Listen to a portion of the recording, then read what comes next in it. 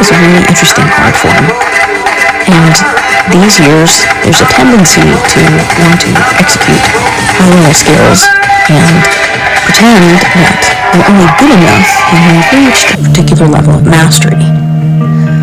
Here are 3 samples from student pieces where you can hear the crowd response when they go into the giants, which is a totally simple move, although not necessarily easy to execute.